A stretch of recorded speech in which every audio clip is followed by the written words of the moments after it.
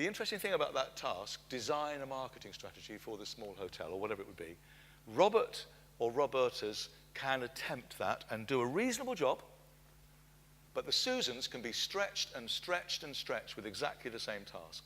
And this is called differentiation by outcome, because they've got the same task, but the outcome will be different. But you've got to be very, very careful with this, because it's a lazy way out if you're not careful. You've got to be very, very careful that the task is genuinely open and will genuinely stretch Susans, and it's genuinely attemptable by your Roberts and Robertas. And that is very challenging from the design of task point of view, from the teaching point of view. There's a real professional judgment here about precisely what that task should be and how much detail you'll have in your scenario for that small hotel, and you know, there's a real issue there about that. Okay, let's just leave you for a moment. Lesson activities, assignments, task 1, task 2, task 3. Yeah? Why not? Questioning, beginning of the class, define marketing for me. Right? Later on in the class, we've seen 2 approaches to marketing for this small hotel. Some people are saying they should use local television, and other people are saying not. Who would like to give me the arguments for and against using local television for this small hotel? Right. Way up there, evaluation. Yeah. So questioning. Some of the verbal questions will be evaluative, synthesis, analysis. They're why, how, type questions. Others will be, remember what I said 5 minutes ago? What is marketing? Yeah. So, and then worksheets. You give students a series of little questions to do. How many maths worksheets do we see which end in an open, challenging task? Can you think of 4 other approaches to solving this problem than the way we've just looked at? Yeah? Why is this method mathematically valid? Yeah?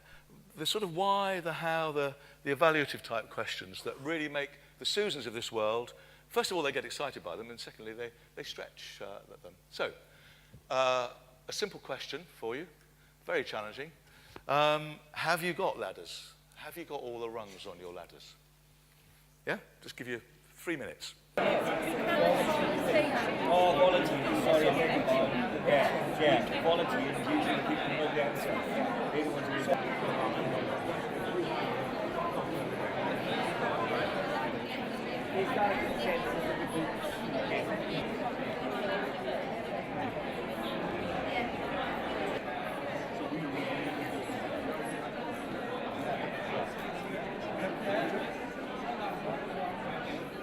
The story so far is that we reckon a really good way of differentiating is to get all our students climbing this ladder. All of our students attempting the open, challenging task, and because the task has been so brilliantly conceived, the Roberts and Robertas will be able to attempt it and do quite a reasonable job at their own level at doing that, and they won't be jabberwocking. They'll be really making sense of the topic. But at the same time, and beside them, as it were, the Susans of this world will be greatly challenged by it. They could, because it's open, it could be a PhD, it could be a sentence. Yeah? And if Susans tend to underestimate the task and they say, oh, I finished, you can say, well, hang on, you haven't justified it fully yet. What about the economic justification for that, or whatever it would be? And you can keep pushing them so that they never actually get to the end. And so consequently, we are differentiating by outcome. Same task, different outcome. Danger rings, though, because there's a possibility that you will just say, well, I'm setting the same task to everybody, so that's it, differentiation done. Doesn't follow. It's got to be an open, challenging, reasoning style task. It mustn't be a reproduction task. It's got to be a challenging task, a reasoning task. And it's got to be open so that students can't say, finished. So when I earlier said, think of 4 other ways of solving this problem in mathematics, it would have been better to have said, think of other ways of solving this problem using other mathematical procedures, right? then when Susan says, hey, I've finished, I've got 15, you can say, very good. See if you can think of a couple more. You know, whilst looking at them and thinking, God, I don't understand the last 4.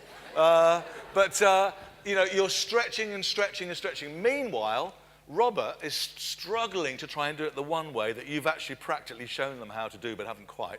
But you've got that differentiation sorted in that following way. But it's harder to do than it sounds. It sounds easy, but it's not, actually. Because you have to devise, and there's a lot of professional judgment here, you have to devise the tasks which are just perfectly gauged so that the Roberts and Robertas can attempt it and do quite a good job and be busy doing useful work, and the Susans will be stretched. And it takes management as well, you know. Helping the Roberts while pushing the Susans is not easy. You're in, you know, 2 different mindsets at the same time sort of thing. Okay. Another way of differentiating is to differentiate by task in a different way, not by outcome, but to have different tasks for the Roberts and the Susans. I worry about this one. I have a personal preference for the previous one, which, you know, I've been criticized for, but I just have. This one, it works well when students are working towards completely different qualification aims, right? Functional skills, level 1, level 3, same class. What are you to do? Almost impossible to spend most of the time doing the same thing with both groups. You can't, it's just unreasonable. So you're going to likely as not set different tasks for these. You can't set the same task probably most of the time for those 2. You might be able to, but it would be hard to do that. However, not many of us do that. You know, many of us have a whole group of students all working towards the same qualification aim, but they're just very, very different levels of performance and so on. So, and some people suggest this, you know, that everyone must, some will, a few might. There's different wordings of this, but the basic idea is we have different expectations of our Roberts than we have of our Susans. I like to set high expectations for the Roberts and high expectations for the Susans. So I rather like the method I've described already, which is the open, challenging task, because that doesn't hold anybody up, you know. If I get it slightly wrong here, some students will be coasting because they've done the everyone bit, and now they think, oh, well, you know, I needn't do anything more. Whereas my other way, I think I prefer. But anyway, there's a real issue here about the everyone must. It mustn't be a Jabberwocky task. The easiest thing to do is to differentiate by saying, well, the weak students will be able to list 2 ways of banging a nail in a piece of wood or whatever it is you're teaching them. So, you know, so it's a very simple task indeed. It's low level, it's reproduction. And you're then saying, you're almost consigning the Roberts to low attainment by always giving them Jabberwocky tasks which never require them to make sense. And so if this method is used badly, both methods can be used badly, both differentiation by outcome or differentiation by task. But if this is used badly, what happens is you get these very low-level tasks, very low expectations of the weakest students. But the teacher says, oh, you know, I differentiated, and you know, the Roberts did that task, and you know, that was a successful lesson. But it was Jabberwocky, and the students Robert didn't understand it. So I worry about that. But if there are different qualification aims, you're forced into setting different tasks for your students, I think. But if you can get away with differentiation by outcome, the previous method, you know, the ladder approach, that would be my personal preference, although it's a challenging thing to do well. This one has some danger, but in a way, all methods of differentiating have dangers. There's lots of other aspects of differentiation. We've only been looking at ability, really. I mean, what about different preferences? What about age and other factors? You know, those could always be brought in mind as well. But I think if you get the ability aspects of things right, then you're getting quite a long way. So, do we have ladders in place? And also, can you improve your oral questioning with why questions, how questions, and which questions? When people go into classrooms and observe questioning, they find that overwhelmingly teachers use reproduction questions. They're asking what questions? What did I just say? They're more or less saying.